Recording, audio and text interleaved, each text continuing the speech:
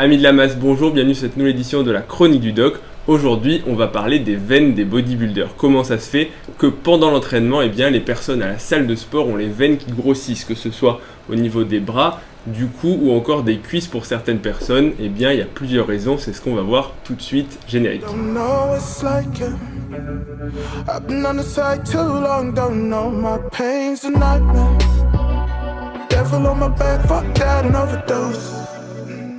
Effectivement, c'est assez fréquent à la salle de sport de voir des personnes avec des veines énormes. Alors pas forcément énormes au sens littéral du terme, monstrueuses, mais en tout cas de voir des veines plus développées qu'ailleurs, et notamment la même personne peut avoir des veines qui sont beaucoup plus apparentes pendant la séance de musculation et parfois encore plus pendant l'exercice, notamment en fonction de la position du corps et de la phase du mouvement. Parce que souvent, en fait, ce qui va se passer, c'est que les veines vont gonfler pendant qu'on est en train de faire l'effort et ensuite elles vont dégonfler un tout petit peu, alors pour rester en dessus de leur volume habituel, mais malgré tout, qu'est-ce qui explique ces variations au niveau du calibre, au niveau de la taille des veines? C'est ce qu'on va voir. Aujourd'hui, on va parler uniquement du fait que les veines grossissent de façon instantanée, c'est-à-dire que vous êtes à votre séance de sport, vous commencez à pousser et d'un coup, toutes vos veines au niveau des bras, du cou, commencent à ressortir. Qu'est-ce qui explique ça? Vous allez voir que c'est quelque chose d'assez simple.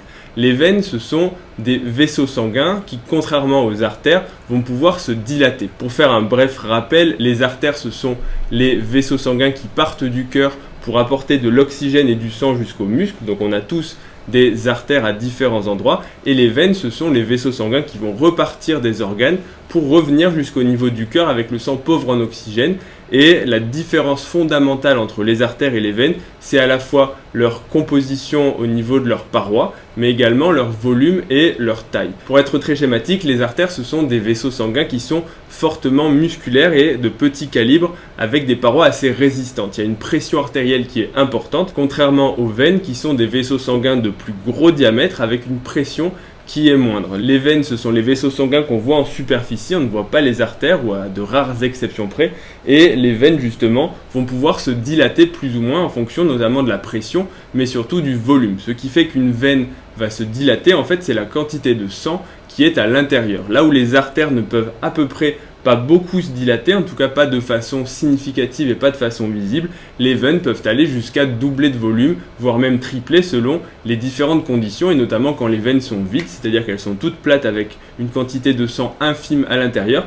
À l'inverse, elles peuvent parfois être très pleines, et encore une fois, le surplus de pression et le surplus de volume peuvent vraiment les dilater parce que leur paroi justement est beaucoup plus, on va dire, compliante. Compliante, ça veut dire qu'elle va se laisser distante. C'est comme si vous essayez de gonfler un ballon de baudruche, vous allez pouvoir en soufflant de façon assez facile le gonfler, alors qu'à l'inverse, vous aurez beau essayer de gonfler un ballon de rugby ou un ballon de basket ou n'importe quel ballon en cuir qui est beaucoup plus rigide, donc beaucoup moins compliant, vous allez souffler, mais vous n'allez pas réussir à le gonfler et encore moins à le dilater. Donc les veines, c'est pareil, ce sont des vaisseaux sanguins qui se laissent dilater assez facilement. Et donc à partir de là, c'est assez simple de comprendre que tout ce qui va faire s'accumuler le sang au niveau des veines va permettre leur gonflement justement, et le fait qu'elles puissent justement varier de calibre de façon rapide, et encore une fois très rapide. C'est-à-dire que là, si je commence à faire un exercice, mes veines vont se dilater de façon quasiment immédiate, en moins d'une minute, et à l'inverse, dès que je vais arrêter mon exercice, elles vont se relâcher. Je vais vous montrer un exemple avec l'échographie en direct en 30 secondes. Donc maintenant, qu'est-ce qui explique que les bodybuilders et les pratiquants de musculation tout simplement ont leurs veines qui commencent à gonfler? La première, c'est tout simplement la congestion. C'est l'explication la plus basique, c'est que quand on fait un exercice, par exemple si je commence à faire du curl au niveau du biceps, le biceps va être beaucoup plus irrigué, il va y avoir plus de sang qui arrive et donc plus de sang qui repart. S'il y a plus de sang qui repart, les veines vont avoir plus de volume et donc vont se dilater. La deuxième chose, c'est ce qu'on appelle la volémie. La volémie, c'est la quantité de volume de sang en fait qui va être présente au niveau des veines. Ça veut dire grossièrement que plus on est hydraté, plus on a d'eau à l'intérieur du sang et plus, encore une fois, le volume sanguin va être important. Concrètement, ça se traduit par le fait que si vous êtes déshydraté, vous allez avoir beaucoup plus de mal à congestionner et avoir des grosses veines que si vous êtes bien hydraté, puisque, encore une fois, s'il n'y a pas d'eau, il n'y aura pas de volume sanguin et donc il n'y aura pas de dilatation, il n'y aura pas d'hypervolémie veineuse. Et la dernière raison, et c'est de celle-là qu'on va vraiment détailler aujourd'hui, c'est la manœuvre de Valsalva. C'est le fait que quand on fait un effort au niveau de la musculation, mais n'importe quel effort finalement, on va pousser, on va bloquer la respiration respiration, et ce blocage de respiration, vous allez le voir juste après, va entraîner la dilatation des veines. La manœuvre de Valsalva, si on la résume très rapidement, ce sont en fait les efforts qu'on appelle à glotte fermée. Ça veut dire qu'on va bloquer la respiration, on va empêcher toute sortie d'air avec la glotte qui va venir obstruer les voies respiratoires, et en même temps on va pousser comme si on voulait expirer au maximum pour faire sortir l'air, sauf que comme on a fermé les voies aériennes supérieures, et bien l'air ne sort pas, et donc la cage thoracique, les poumons sont sous pression.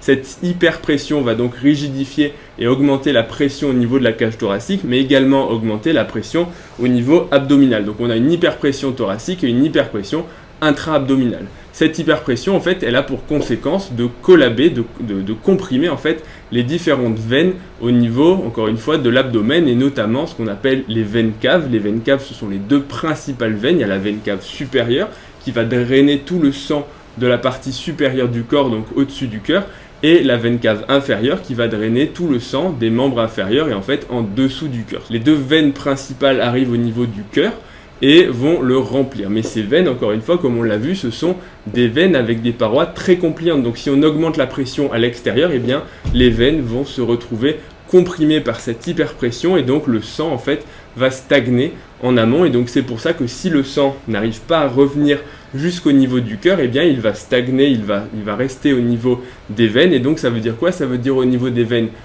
au niveau des membres supérieurs, mais aussi au niveau des bras, des jambes. Et donc c'est pour ça que quand on fait un effort et qu'on pousse de façon régulière, encore une fois, on ne parle même pas d'un squat avec un maximem, mais simplement vous faites un curl biceps, et bien instinctivement vous allez bloquer votre respiration par courts instants. Donc vous allez faire une manœuvre de Valsalva, et donc votre circulation veineuse va être obstruée, et donc vos veines vont se dilater. C'est pour ça que quand vous poussez, vos veines gonflent, et quand vous relâchez la pression, vous recommencez à respirer, eh bien le retour veineux peut être à nouveau possible, la veine cave se décomprime, et donc le sang va revenir jusqu'au niveau du cœur, et la circulation finalement va recommencer. Donc maintenant je vais vous montrer un exemple assez parlant avec l'échographie. Pour vous montrer, quand je vais faire une manœuvre de Valsalva, vous allez voir mes veines jugulaires, donc les veines au niveau du cou qui vont gonfler. Il faut bien comprendre que mes veines jugulaires, là quand je suis debout, la gravité va tout simplement aider le drainage, et donc va aider le fait de faire circuler le sang vers le cœur. Donc en fait la jugulaire en temps normal ne peut pas se remplir, sauf exception, ne peut pas se remplir quand on est debout. Si par contre j'étais allongé la tête à l'envers, ce serait l'inverse. Les membres inférieurs se draineraient facilement, alors que les membres supérieurs, donc le cou, ne se draineraient pas facilement, et donc il y aurait une accumulation de sang au niveau de la jugulaire, et donc cette jugulaire gonflerait, alors qu'à l'inverse c'est plutôt là mes jambes, le sang au niveau de mes jambes et mes veines des jambes qui sont plutôt dilatées. Maintenant, vous allez voir que quand je vais bloquer la respiration et faire un Valsalva volontaire, eh bien vous allez voir ma veine qui va passer d'une veine inexistante à une veine pouf qui va d'un coup sortir, et quand je vais relâcher mon Valsalva, eh bien qu'est-ce qui va se passer? Ma veine va se décomprimer quasiment immédiatement quand je vais relâcher, et que le sang va pouvoir revenir d'un seul coup au niveau du cœur. Et donc une fois que vous aurez vu ça, vous aurez compris pourquoi tout simplement les veines gonflent quand on fait un effort. Bon, c'est parti.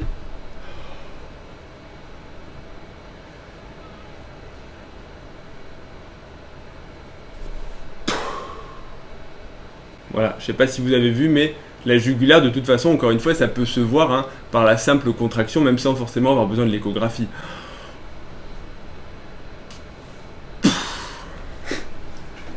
Alors là, maintenant, je vais me faire afficher. En tout cas, voilà. Donc j'espère qu'avec cette vidéo assez rapide, vous aurez compris pourquoi est-ce que les veines peuvent se dilater de façon très rapide et fluctuer, encore une fois, quand on fait un effort. C'est tout simplement lié au blocage du retour veineux, et c'est un phénomène absolument physiologique, donc aucune inquiétude à avoir. Le fait que vos veines soient gonflées quand vous poussez, eh bien c'est plutôt bon signe, ça veut dire que vous fonctionnez normalement. Maintenant, est-ce qu'il y a des risques à trop bloquer sa respiration? Les risques liés à la manœuvre de Valsalva, oui, il y en a, mais ce sera abordé dans des prochaines vidéos, donc restez connectés. Alors pour rester connecté, j'en profite, n'oubliez pas de vous abonner à la chaîne pour avoir plus de vidéos comme ça. N'hésitez pas non plus à mettre un pouce bleu si la vidéo vous a plu et que vous aurez appris des choses, ça fait toujours plaisir.